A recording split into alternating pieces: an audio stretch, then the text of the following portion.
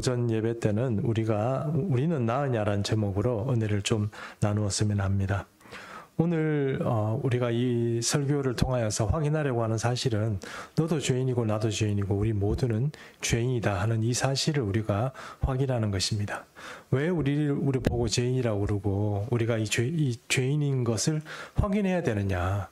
그것은 우리가 온전한 구원을 이루고 예수 그리스도를 통하여서만 우리가 전적인 하나님의 사람으로 거듭날 수 있다는 것을 다시 한번 우리가 확인하기 위해서 그렇습니다. 죄인인지 그것이 자기 자신이 죄인이라는 것이 확인되지 않으면 우리는 올바른 진실한 그 죄 사함의 고백을 주님 앞에 드릴 수 없고 그 고백이 제대로 되지 않는다면 주님을 통하여서 우리가 믿음으로 구원을 얻게 되는 그 일들이 불가능하기 때문에 그렇습니다.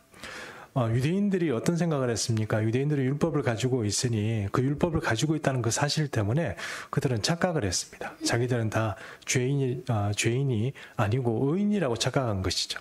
그러니 의인이 되니까 이방인들을 보니까 율법도 없고 율법을 지키는 것도 없고 하나님을 믿는 것도 없으니 그들은 다 마치 어떤 돼지처럼 그렇게 취급을 하고 개처럼도 취급하고 그렇게 생각을 했습니다. 그러면 유대인들은 나으냐 하는 것입니다. 오늘 유대인들은 여러분 우리가 지금까지 유대인들에 대해서 계속 로마서를 통하여서 이 사도 바울이 계속 비판하고 있다는 것을 알 수 있습니다. 왜 비판합니까? 유대인들을 그냥 비판해서 그들이 나쁜 사람이라는 것을 확인하려고 그렇게 하는 것입니까? 사실은 그런 의미라기보다는 유대인들, 이 사람들이 자기 자신이 죄인이라는 것을 고백하고 깨닫지 않으면 그들에게 구원이 없기 때문에 그렇습니다. 우리 대한민국이란 사회 안에서도 조선이란 나라 안에서 살아가던 양반네들이 어떤 생각을 가지고 있습니까? 우리는 이 전통 한학을 하고 또 뭐 성리학이나 어떤 그런 학문들을 하다 보니 어떤 생각을 가지고 있습니까? 나는 비교적 깨끗하게 살고 나는 그래도 그 공리를 위해서 살고 뭔가 이 나라를 생각하고 걱정하고 이런 어떤 마음을 가지고 살아가는 사람이다. 그런 마음을 가지고 있는 사람들이 우리 대한민국 내에서도 많이 있습니다. 좀 배운 사람, 식자들 그런 사람들이 그런 생각을 가지고 있는 것이죠. 그럼 그 사람들은 의인이냐? 의인이라고 자기가 착각을 하는 것이죠. 나는 괜찮은 사람이다. 나는 도덕적으로 괜찮은 사람이다. 이렇게 생각하는 겁니다.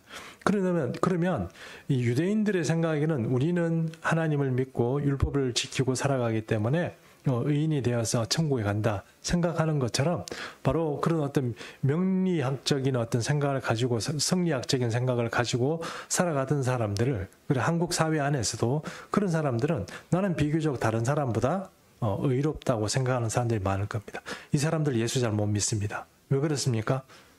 교회 가니까 자꾸 죄인이라고 그러는데 나는 내가 아무리 생각하고 내 자신을 생각해봐도 내가 잘못한 게 별로 없는데 내가 다른 사람을 죽인 것도 아니고 내가 남을 억울하게 만든 것도 없는데 왜 나보고 죄인이라고 그러냐 이렇게 생각하는 것입니다.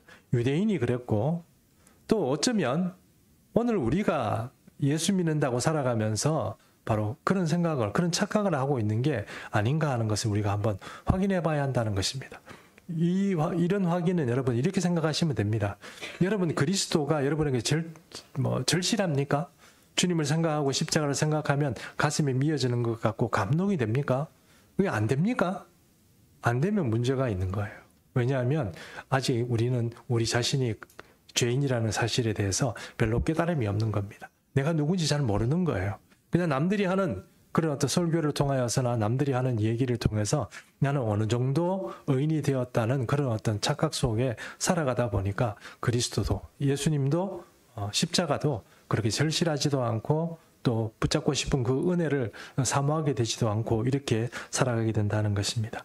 그러므로 만약에 그런 마음들이 있다면 여러분 다시 한번 우리가 우리 자신을 돌아볼 때 우리가 죄인이구나 하는 것을 우리가 좀 깨닫게 되는 그런 은혜가 이번 설교를 통하여서 있게 되기를 축복합니다. 아멘 한 명밖에 안 했습니다. 자, 그런 의미에서 우리 사도 바울은 왜 지금 이 로마서 말씀을 통하여서 지금 이 사람들을 말하고 있느냐. 여기서 이제 오늘 3장 9절 말씀부터 우리가 한번 절을 통하여서 해석을 해가면서 한번 보도록 하겠습니다. 자, 로마서 3장 9절 말씀 우리 같이 읽습니다. 시작. 아니야 우리는 나으냐 결코 아니라 유대인이나 헬라인이나 다 죄 아래 있다고 우리가 이미 선언하였느니라. 여기서 우리는이라고 말하는데 우리는 누구를 가리키는 말이겠습니까? 1차적으로는 바울 일행들을 이제 가르치는 게 아닌가 생각합니다. 이렇게 생각하면 로마 교회 교인들에게 지금 얘기하는데 로마 교회의 교인들은 지금 양분되어 있다고 말씀드렸습니다. 헬라파 유대인과 유대파 유대인이 양분되어 있다고 말씀드렸습니다. 이 사람들이 아니라면 그럼 우리는 낫다는 얘기는 누구입니까? 헬라파 유대인을 말하는 겁니까? 그렇지는 않습니다. 그럼 이 사도 바울이 같이 함께하는 사도 그룹들이 이 사역하는 사도 그룹들은 유대인들입니다. 그러면 헬라파 유대인도 아니고 또 유대인도 아니고 그럼 누구를 말하느냐? 이렇게 말할 수 있는데 우리가 이 말씀을 볼 때 우리는 나으냐 이렇게 얘기할 때 우리 자신을 받아들여야 됩니다. 우리는 유대인들보다 낫다고 말할 수가 없겠죠. 그러나 그럼에도 불구하고 사도 바울이 말한 것처럼 우리는이라는 그 그룹에 우리를 넣을 수는 있습니다. 그러나 이 성경 말씀의 원어적인 의미를 잘 따져보면 이 우리는 누구를 말하느냐 하면 사실은 유대인을 말합니다. 왜냐하면 우리 한글 성경을 읽다 보면 여기서 우리인이라는 사람이 유대인들을 제외한 어떤 그룹을 말하는 것처럼 그렇게 비춰지지만 사실 이 성경에 말하는 이 우리는 나으냐라는 그 말이 유대인들을 말하는 겁니다. 그래서 한글 성경을 여기 보니까 9절에 우리는 나으냐 이렇게 말하는데 이것을 조금 더 정확하게 말하면 이것은 우리 유대인들은 더 나으냐 하는 말로 고쳐서 이해하는 게 좀 낫지 않겠나 싶습니다. 그래서 공동번역이라는 책에서는 우리 유대인은 더 나으냐라는 식으로 번역을 그렇게 하고 있습니다. 그러면 지금 사도 바울은 유대인들에 관한 비판을 끝을 맺은 게 아니고 지금 오늘 19절 말씀, 18절 말씀까지 계속 지금 유대인 이야기를 합니다. 유대인들의 문제를 지금 이야기하는 겁니다. 그러면 유대인들이 지금 1절에서 8절 말씀을 통하여서 했던 이야기들, 착각하는 이야기들을 그들이 그렇게 얘기했지만 이제는 이들의 문제를 지적하는 겁니다. 어떤 문제를 지적하는지 그 말씀들을 오늘 본문을 통해서 우리가 확인하도록 하겠습니다. 그런데 오늘 이 10절 말씀부터 시작해서 18절 말씀에서는 이 유대인들의 문제를 죄인이라는 것을 지적하는데 어떻게 지적하냐면 세 부분으로 나누어서 지적합니다.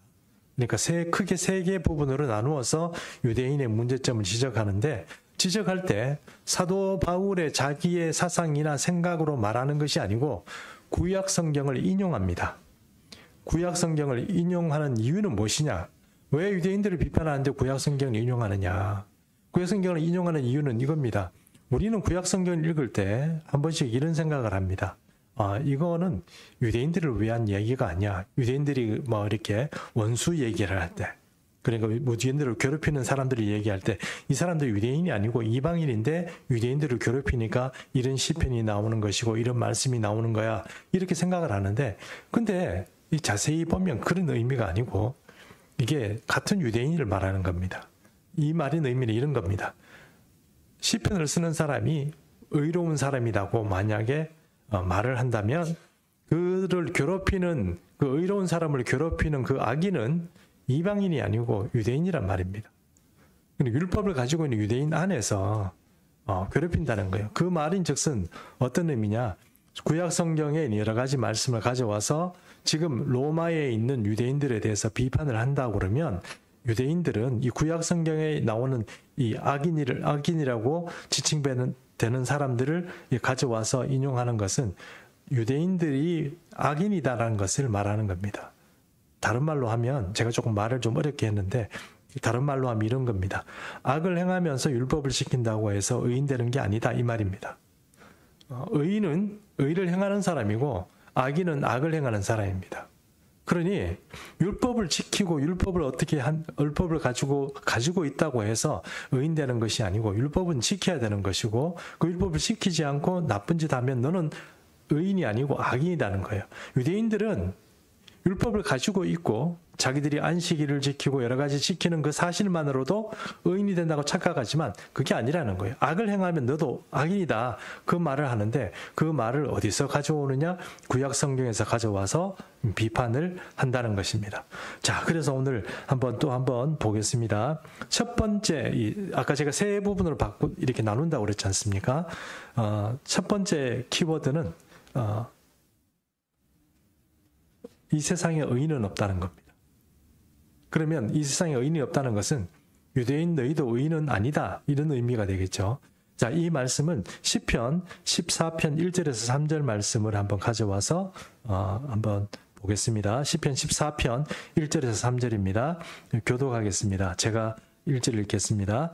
어리석은 자는 그의 마음에 이르기를 하나님이 없다 하는도다. 그들은 부패하고 그 행실이 가증하니 선을 행하는 자가 없도다. 여호와께서 하늘에서 인생을 보고 살피사 지각이 있어 하나님을 찾는 자가 있는가 보려 하신즉 3절 같이 읽습니다. 다 치우쳐 함께 더러운 자가 되고 선을 행하는 자가 없으니 하나도 없도다. 예, 시편 14편 1절에서 3절을 가져온 야훼께서 사람들을 보니 악인이었고 나를 찾아와서 내게 의를 구하는 사람도 없고 자기는 나름대로 한다고 하는데 전부 다 치우쳐서 잘못된 도를 쫓아가는 사람들밖에 없구나 하는 것이 하나님께서 이스라엘 백성들에게 한 이야기입니다. 그리고 이스라엘 백성들에게 한 얘기란 얘기는 너희는 너희 중에 제대로 된 인간이 없다, 제대로 된 사람이 없다 하는 그런 말이라고 할 수 있는 것이죠. 사도 바울은 이것을 가져와서 지금 로마서에서 로마에 있는 유대인들에 대해서 다시 한번 얘기를 하는 것입니다. 이렇게 해서 14편 1장에서 1절에서 3절을 통해서 사도 바울은 사람이라면 그 사람이 유대인이건 헬라인이건 누구든지 가리지 않고 전적인 타락의 길에 있다 하는 것을 사도 바울은 말하고 있습니다. 시편의 말씀이다 보니 구약의 말씀이니까 이것이 다른 사람이라 생각하면 안 되고 이것이 바로 유대인 자신에게 하나님께서 지금 하시는 말씀이라는 것입니다. 자, 그럼 이제 로마서 3장 10절 말씀 우리 한번 같이 보겠습니다. 로마서 3장 10절 같이 읽습니다. 시작. 기록된 바 의인은 없나니 하나도 없으며. 성경이 인간에 대한 어떤 설명은 의인은 하나도 없다는 것입니다. 하나도 없다고 합니다. 성경은 사람이란 전적으로 타락한 존재라는 것을 알려줍니다.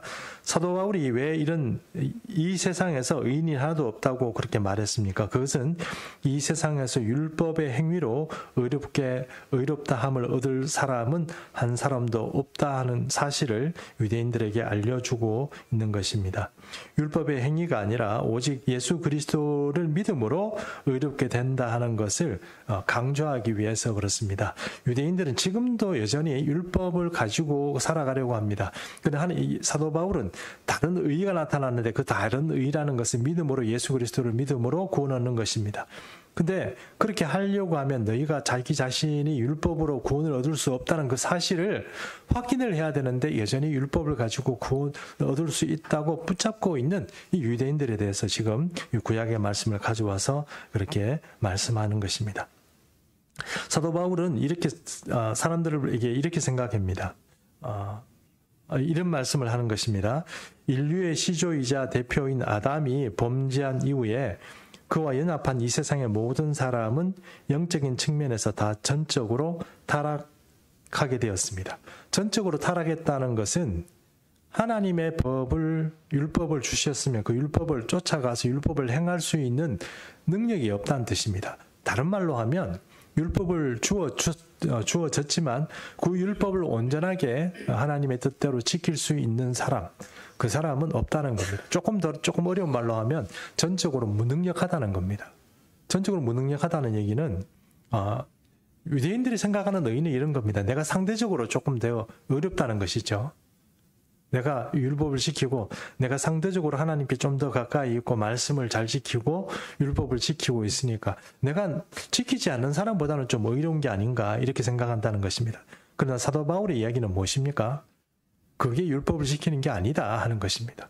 하나님의 전적인 공의에 합당한 율법을 지킬 수 있는 의인은 세상에 없다 하는 겁니다.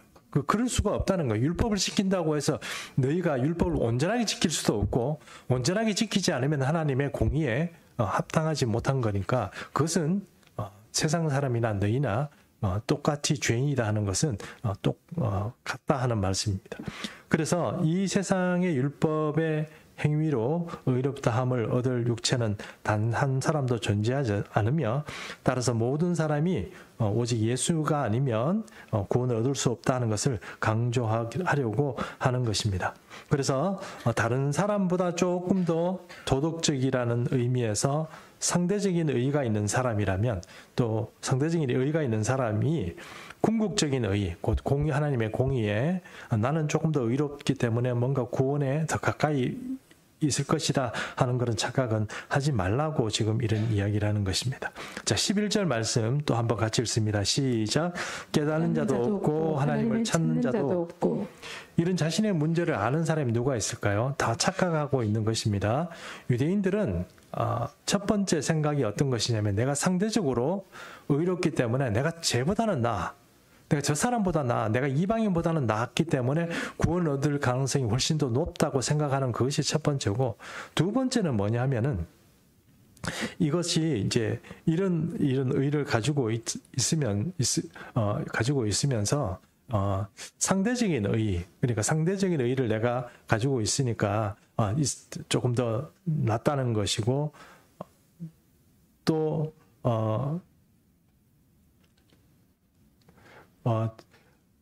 이 유대인들이 무엇을 하나도 잘못한 것이 있냐면 이런 어떤 부족한 면의 율법에 있는 것을, 그러니까 하나님을 찾아서 해결해야 될 이런 어떤 구원의 문제를 유대교 안에서 해결하는 겁니다.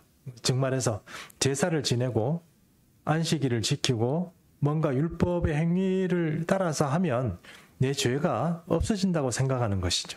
내가 의인이 된다고 착각하는 것입니다. 그럼 이것이 유대교 안에서 소화가 돼버리는 거예요. 그런데 요엘서 말씀이 정확하게 전곡을 찌르고 있는데요. 요엘서 말씀에 이런 말씀이 있지 않습니까? 너희는 옷을 찢지 말고 마음을 찢고 라는 말을 하지 않습니까? 그 말은 옷을 찢는다는 것은 무엇입니까? 유대인들이 자기의 율법을 통하여서 율법적인 행위를 함으로 통해서 죄를 사오고자 하는 그런 시도를 한다는 것입니다. 근데 사실 하나님의 입장에서 봐서는 그렇게 옷을 찢고 그렇게 수없이 나오는 그런 사람들보다 그 마음을 찢고 하나님 앞에 통곡하며 애곡하며 나오는 사람을 더 기다리시는 것이죠. 그래서 요엘서의 말씀에 그렇게 말하는 것 아니겠습니까? 너희는 회개할 때 옷 찢지 말고 마음을 찢어라, 그렇게 말씀하시는 거죠. 그렇습니다. 유대인들은 뭔가 이 회개 행위하는 것 자체에서도, 하나님을 찾는 그 행위 자체에서도 마음을 찢은 것이 아니라 옷을 찢는 일들이 많았다 하는 것입니다.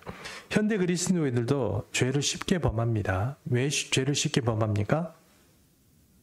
예수님의 이름으로 조금 기도하고 또 주님 제가 잘못했습니다 이렇게 하면 주님께서 그냥 쉽게 죄를 해결해 주신다고 생각하기 때문에 그렇습니다. 그러나 여러분, 그거는 이 유대인들하고 똑같은 생각하는 거예요. 쉽게 죄 짓고 조금 주님 앞에 좀 잘못했습니다, 용서해 주세요 이러면 주님께서 쉽게 죄를 사해 준다고 생각하는, 그것은 여러분 마음을 찢는 게 아니고 옷을 찢는 겁니다. 또 유대인들하고 똑같은 생각을 지금 현대 그리스도인들이 하는 거예요. 그리고 쉽게 죄를 범하고 하나님 앞에 좀 나와서 내가 이렇게 죄를 범했으니까 반복되는 죄를 연속적으로 계속 지으면서도 그 인생이 변하지 않는 거예요. 그 수준에서, 죄의 수준에서 벗어나지 않고 그대로 자꾸 살아가는 거예요. 그 왜 그렇습니까? 그것은 바로 유대인들처럼 우리도 그런 모습을 가지고 있기 때문에 그렇다는 것입니다. 자, 그 다음에 3장 12절 한번 보겠습니다. 3장 12절 또 같이 읽습니다. 시작. 다 치우자 함께 무익하게 되고 선을 행하는 자는 없나니 하나도 없도다. 여기서 치우친다는 것은 정도를 벗어났다 이런 의미로 여러분 생각하시면 되겠습니다. 신앙이 좀 이상한 사람입니다. 믿음이 이상한 사람이 있어요. 이단은 아니에요. 이단은 표시가 나잖아요. 교리적으로도 뭔가 이단은 표시가 나지 않습니까? 근데 이상한 비린내가 나요. 뭔가 곰팡이 냄새 같은 게 나요. 그 신앙에서. 뭔가 여기 보면 이런 말씀이 있죠. 여기 무익하게 되었다는 이 말씀의 어원을 따져보면 이 무익하게 되었다는 것은 여러분 어떤 의미인지 아실 겁니다. 소용이 없다. 뭐 잘못돼 가지고 영 버렸다 뭐 이런 의미로 쓸 수 있는데 이게 그 어원이 쓰이는 그 표현 중에 이런 표현이 있답니다. 우리가 치즈를 만들려면 우유로 만들잖아요. 그러면 우유가 잘못되거나 상하게 되면 어떻게 됩니까? 치즈를 못 만들겠죠. 우유가 상해버린 거, 냄새 나고 뭔가 버려야 되는 우유가 되었다. 그것이 무익하게 된다는 그 말에 어원이 된다 합니다. 그럼 신앙이 이게 열심히 살았어요. 열심히 율법을 지키고 율법이 안식 지키고 뭔가 열심히 했습니다. 근데 열심을 했는데 그게 소용이 없는 거예요. 버려야 되는 거예요. 이상한 비린내 나는 거예요. 이게 무익하게 된다는 의미거든요. 열심히 살고 열심히 신앙생활했는데 비린내 나는 우유처럼 소용이 없는 무익한 신앙이 되어버렸다. 이게 참 기가 막힌 거죠. 그게 지금 구약에서 인용한 것이고 사도 바울은 그 인용한 것을 또 지금 로마 교회에 있는 유대인들을 향하여서 지금 말하는 너희 삶이 지금 치우쳐가지고 무익하게 되었다. 비린내나 뭔가 틀려. 뭔가 냄새나 뭔가 이렇게 약간 변질된 냄새가 난다 하는 것으로 지금 사도 바울은 말하고 있다는 것입니다. 그래서 너희가 하는 이 모든 행위 자체는 선이라고 할 수 없어. 냄새나고 잘못된 그런 일인데 선이라고 어떻게 하겠냐 하는 것입니다. 여러분 우리도 정통 교단 안에 있습니다. 이단이 아닙니다. 그러나 이 정통 교단 안에 살아가면서도 이상하게 비린내 나는 그런 어떤 교회가 있는 것 같아요. 혹은 우리 개인의 삶이 예수 믿는 사람임에도 불구하고 뭔가 이 성경이 말하는 무익한 우유가 변질된 뭔가 냄새가 나고 곰팡이 냄새가 나는 그리스도인의 향기가 나는 게 아니고 이상한 냄새 나는 사람이 있어요. 여러분 그거 회개해야 됩니다. 유대인들이 그랬고 또 혹시 현대판 이 바리새인 같이 살아가는 우리 그리스도인들이 똑같은 겁니다. 지금 현대 그리스도인들 중에는 나는 무조건 천국 간다고 착각하는 분이 많이 계시는데 성경은 절대 그렇게 말하지 않는다는 겁니다. 의를 행하는 자라야 의인이고 악을 행하고 교회 안에 있고 예수 믿는다고 말할지 모르지만 그 사람은 천국 갈 수 없습니다. 성경은 절대로 우리에게 그런 삶을 그런 천국을 우리에게 말하지 않습니다. 그러므로 오늘 이 경고의 말씀들이 나도 죄인이구나 하는 것을 같이 확인해야 한다는 것입니다. 유대인들만 죄인이다 이렇게 말하는 것이 아니고 나도 죄인이다 하는 것을 확인해야 한다는 것입니다. 자, 모든 사람은 죄인이다 하는 것이 첫 번째 명제라고 하면 두 번째는 인용된 본문들이 말하는 것은 로마서 3장 13절에서 14절 말씀을 한번 같이 보겠습니다. 자, 13절을 제가 읽겠습니다. 그들의 목구멍은 열릴 무덤이요 그 혀로는 속임을 일삼으며 그 입술에는 독사의 독이 있고 그 입에는 저주와 악독이 가득하고. 예, 이 말씀은 시편 59편 1절의 말씀을 인용한 것인데요. 따로 우리가 읽지는 않겠습니다. 근데 여기서 열린 무덤이라는 것은 어떤 의미입니까? 입을 열어 있는데 열린 무덤이라는 것은 이 속에 시체가 있으면 무덤 안에 시체가 있으면 그 냄새가 난다는 뜻이잖아요. 그 사람의 중심에 무엇이 있습니까? 시체가 있는 거예요. 썩은 게 있는 거예요. 매우 더러운 것이 있는 겁니다. 너무 독하고 괴로우니까 열린 무덤이라고 말하는 겁니다. 그 사람의 심중에 껍데기는 그렇지 않은데 껍데기는 회칠한 무덤처럼 번듯한데 그 속 사람이 보면 여기에 지금 보니까 부패한 시체 같은 것이 들려 있어서 말을 하는데 말에서 어떤 게 느껴집니까? 독한 시체 냄새가 나는 거예요. 그래서 13절, 14절 말씀을 통하여서 이것은 이 시편 59편 1절의 말씀이라고 했는데 시편 59편 1절의 말씀을 가져오는 그 이유는 무엇입니까? 이 입이 부정하고 입이 매우 독한 사람, 그 독한 유대인들이라는 겁니다. 유대인들이 말할 때 독하게 말한다 하는 겁니다. 그것이 이제 첫 번째 보면 입 안에 입만 열면 아주 독한 냄새가 나는 사람처럼 그렇게 아주 독한 사람, 속이 독한 사람, 그런 사람이 말도 독하게 한다 하는 것을 지금 말하고 있고요.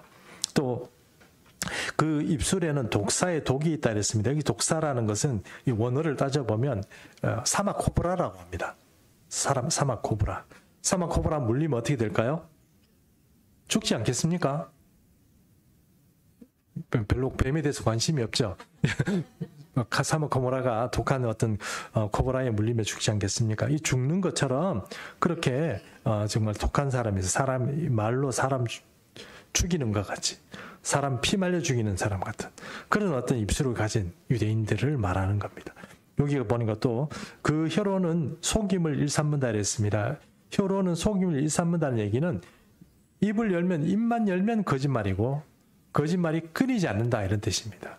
끊임없이 거짓말하고 자기 어떤 처지나 어떤 행편에 따라서 마음껏 말을 요리조리 바꿔가면서 사는 그런 사람들, 이 유대인이란 말이에요. 율법을 가지고 지키고 산다는 유대인이 그랬다는 겁니다. 자, 그래서 그 입에는 저주와 악독이 가다가다 그랬습니다. 입만 열면은 저주하고 악독한 말을 하고 비판하고 그렇게 하는 사람들이 유대인입니다. 그리스도인 중에 혹시 이런 사람이 있으면 여러분 회개하시고 이거 내가 지금 조금 잘못되어 있구나 하는 것을 좀 생각해 보십시오. 자기 입술을 좀 잘 점검해 보십시오. 입술이 부정한 것은 그 속이 부정해서 그렇습니다. 그럼 속이 영적인 질서가 안에서 잘 잡히지 않은 사람은 입술이 부정합니다. 그러면 여러분 이 유대인들처럼 혹 우리가 그런 모양이 없는지 한번 자기 자신을 한번 점검해 볼 필요가 있을 것 같습니다. 자, 15절에서 17절 말씀 한번 또 같이 보겠는데요. 15절 17절의 말씀은 악한 행위에 대한 어떤 성경 말씀의 인용입니다. 이 말씀은 이사야 59장 7절에서 가져온 것인데요. 요거는 공동 번역으로 한번 읽어보겠습니다. 로마서 3장 15절에서 17절입니다. 15절 제가 읽겠습니다. 그들의 발은 피 흘리는데 일에 날새며 간 데마다 파괴와 비참을 남긴다. 17절 함께 읽습니다. 그들은 평화의 길을 알지 못하고 했습니다. 인류는 원래 호전적입니다. 사람들이 지금도 사실 전쟁을 하고 있는 중 아니겠습니까?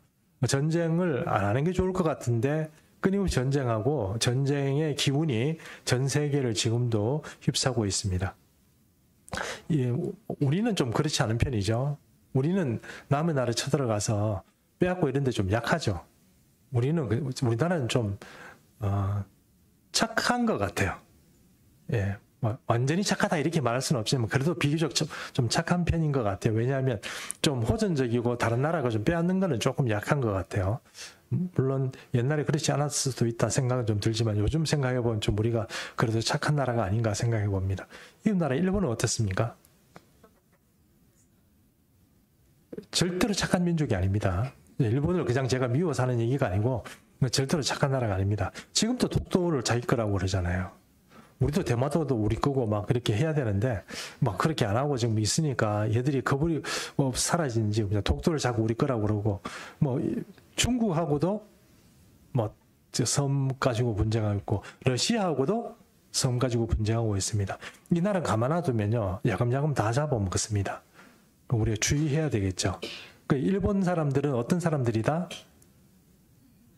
탐욕적인 사람이다. 이렇게 해도 뭐 일본 본인들은 어떻게 생각할지 모르지만 저는 뭐 그게 표현이 틀렸다고 생각하지 않습니다.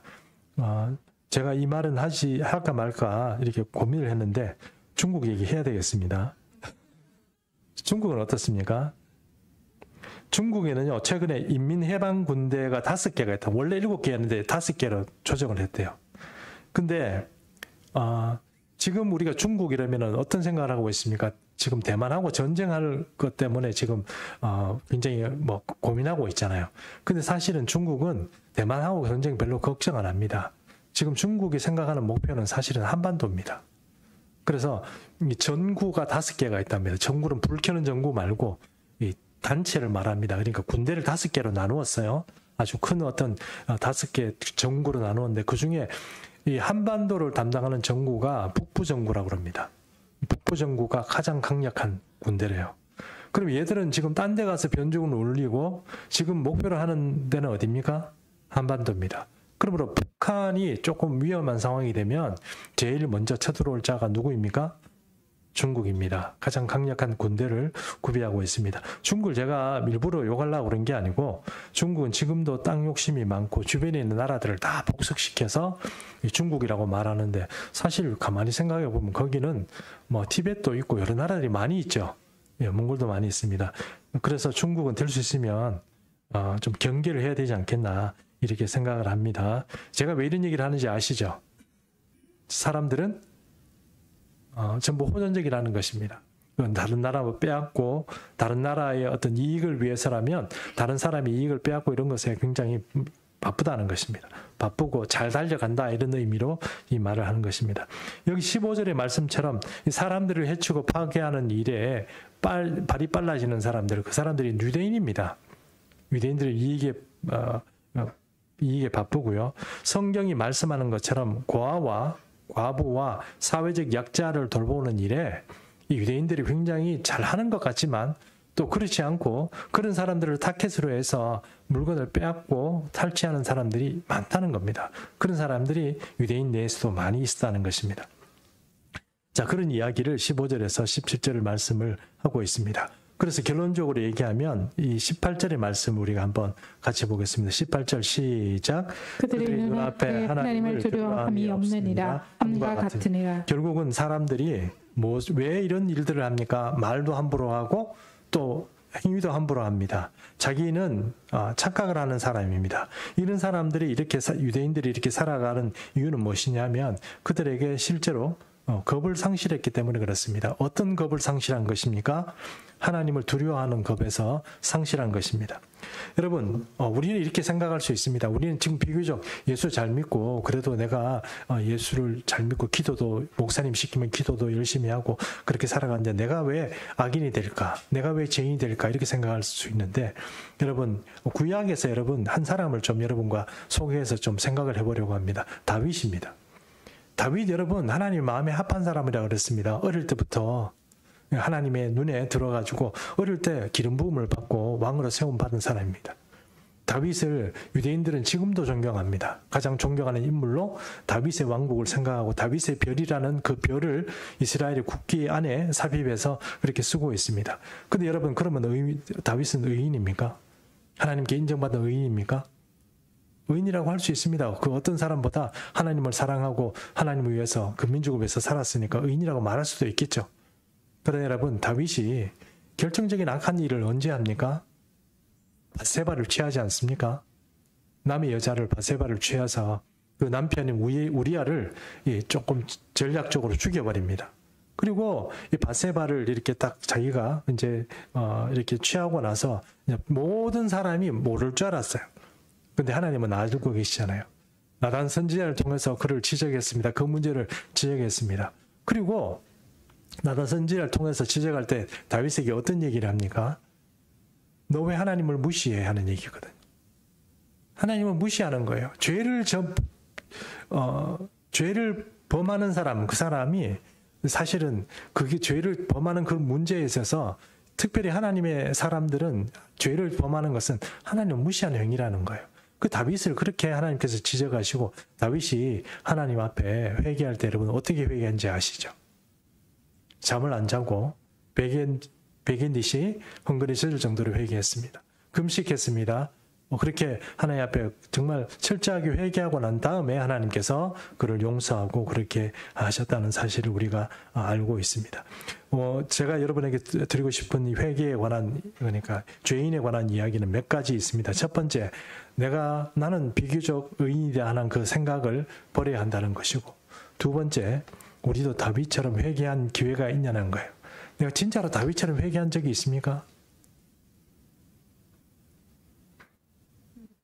어떻게 생각하면 나도 지금 죄인으로 살아가면서 착각하고 있으면서 다윗처럼 회개도 안 한 상태로 지금 계속 살아가고 있는 게 아닌가 하는 것을 여러분에게 말씀드리고자 하는 것입니다. 그러면 여러분 우리가 온전한 십자가에 대한 어떤 그런 믿음을 가지고 살아가라고 한다면 내가 죄인이라는 사실을 깨달아야 되고 또 이 죄라는 사실이 깨달아지면 아까 다윗처럼 하나님 앞에 철저한 회개를 해야 됩니다. 그래야 죄를 다시 짓지 않는 거예요. 계속 지속적이고 반복적인 죄를 가지고 살아간다고 한다면 그것은 사실 하나님을 무시하는 겁니다. 우리가 십자가를 믿고 예수를 믿는다고 하면서도 그런 반복적인 죄를 주님 앞에 짓고 살아간다 하는 것은 그건 어불성설입니다. 뭔가 맞지 않는 얘기예요. 성경적이지도 않고 주님께서 우리에게 가르친 복음의 내용과도 틀린 이야기입니다. 근데 우리는 그냥 마땅히 그렇게 해도 괜찮은 것처럼 그렇게 살아간다는 것입니다. 그러므로 오늘 사도 바울이 유대인들의 죄를 3가지로 지적했잖아요. 죄인이란 사실 착각하지 마라. 2번째, 말을 잘 봐라. 네 말이 얼마나 악독하고 독한지. 3번째, 너는 행위로 하나님 앞에 어떤 죄를 짓고, 행위가 지금 내가 하나님의 어떤 주시는 그런 은혜에 못 따라가고 있지 않은 거냐. 이 3가지를 가지고 성경을 인용해서 지금 말하고 있는 것입니다. 정리하면 결국은 우리가 우리 자신을 죄라는 것을 주님 앞에 깨닫는 은혜가 있어야 되겠습니다. 그 죄가 있어야 주님 앞에 매달리고 주님 십자가의 그 은혜를 주님 우리가 갈구하게 되는 것입니다. 최근에 여러분 제가 어떤 사고를 당했다는 것을 여러분 잘 아실 것입니다. 근데 그 사고를 당하기 전만 해도 저는 비교적 괜찮은 목사라고 착각했습니다. 왜 그렇습니까? 저도 유대인처럼 착각한 거예요. 설교를 하고 있으니까. 다른 사람에 비해서 성경 말씀을 많이 읽고 있으니까. 그래도 뭐 어떻게든 간에 다른 사람보다는 좀 기도를 한다고 자리를 잡고 기도의 자리에 자꾸 찾고 있으니까 나는 괜찮은 줄 알았어요. 근데 여러분 이 모든 사고를 당하고 어떤 이야기 시간들을 보내고 있으면서 느껴진 것이 무엇이냐. 아, 내가 착각하고 살았구나 하는 것을 깨닫게 되었다는 것입니다. 그제서야 주님 저 이러다가 천국 못 가겠네요 하는 생각이 들어서 주님 앞에 기도하며 회개하며 그렇게 주님 앞에 좀 겸손하고 진지해지기 시작했다는 것입니다. 그런 마음들이 여러분 어려운 일들을 당하니까 그때부터 이제 발견이 되더군요. 어떤 사람이 말하는 것처럼 어떤 학자가 말했는데 그 학자의 이름은 제가 기억이 나지 않습니다만 우리가 진실로 하나님을 만나는 그 장소는 정말 우리가 극한 상황에 처했을 때 하나님을 만납니다. 그냥 평범하게 살아가는 일상에서는 하나님을 만나기 힘들어요. 왜? 내 착각이 벗어지지 않거든요. 유대인들이 그런 상황이었어요. 근데 그 위기 상황에서 유대인들을 바라보는 사도 바울은 어떤 마음입니까? 저게 벗겨져야 예수님에 대한 믿음이 생길 텐데 하는 그런 생각을 하게 되는 것입니다. 여러분 저도 착각하면서 내가 이제는 좀 제대로 된 신앙을 하고 내가 진짜 살아나는 신앙을 해야 되겠다는 생각을 했고 또 2번째는 무엇이냐면 우리 교회 교인들은 어쩌지 하는 생각이었습니다. 우리 교인들은 나도 내 자신을 들어보니 요거밖에 안 되는데 우리 교회 교인들은 어떻게 하지? 우리 교인들이 자기 자신에 대해서 이런 생각을 하고 다시 한번 주님 앞에 십자가를 사랑하고 그렇게 한번 살아갈 수 있을까? 그게 안 되고 지금처럼 계속 그런 마음으로 내가 옛날에 살았던 것처럼 우리 교인들이 계속 그런 마음으로 신앙생활을 계속 해간다 그러면 십자가를 가까이 하지도 못하고 자기가 죄인이란 것도 깨닫지 못하고 그냥 살아가게 될 텐데 여전히 짜증내고 화내고 성질 부리고 또 뭐 직장 생활하고 뭐 하면서 내 마음대로 생각하고 또 미워한 사람 그런 사람 때문에 스트레스 받아가면서 그냥 살아갈 텐데 하나님과 상관이 없는 그런 어떤 일에 에너지를 쏟고 살아갈 텐데 어떻게 할까 하는 고민이 생겼다는 것입니다. 그러므로 여러분 이제 다음 로마서의 주제는 이제는입니다. 이제는 율법 외에 한 의의가 나타났는데 그 의의가 바로 예수 그리스도라고 하는 것을 사도 바울은 소개하는 것입니다. 오늘까지 로마서의 말씀을 통해서 우리 자신을 좀 다시 한번 점검해보고 돌아볼 수 있는 시간이 되었으면 좋겠습니다. 여러분 비교적 여러분 중에 제가 생각해도 저분은 참 믿을만하고 신앙생활 잘하는 분이다 하는 우리 교우들이 있습니다. 뭐 걱정되는 교우도 있지만 그런 사람들이 있습니다. 그러나 그럼에도 불구하고 자기 자신을 다시 한번 이 유대인과 똑같은 착각의 수준에서 나 자신을 한번 올려보고 다시 한번 점검해보는 그런 기회가 되었으면 좋겠습니다.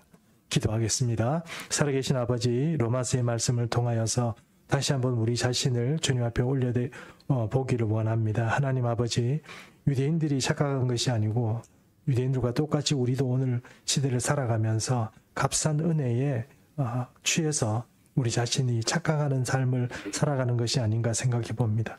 진실한 다윗과 같은 진실한 회개도 없이 그냥 말로만 회개합니다. 이렇게 해가면서 수많은 잘못과 죄악과 연속되는 어떤 죄악을 주님 앞에 그저 영구를 바라는 것처럼 그렇게 묻어가라고 했던 그런 우리의 마음들이 있으면 주님 앞에 회개하는 마음으로 살아가게 되기를 원합니다. 새로운 인생, 변화되는 인생 살아갈 수 있도록 도와주시고 더 절실한, 더 아버지 마음에 감화와 감동이 있는 그런 구원의 길을 걸어갈 수 있도록 우리가 죄인인 것을 깨닫게 하여 주시옵소서. 예수님의 이름으로 기도합니다. 아멘. 우리 이제 찬상 결단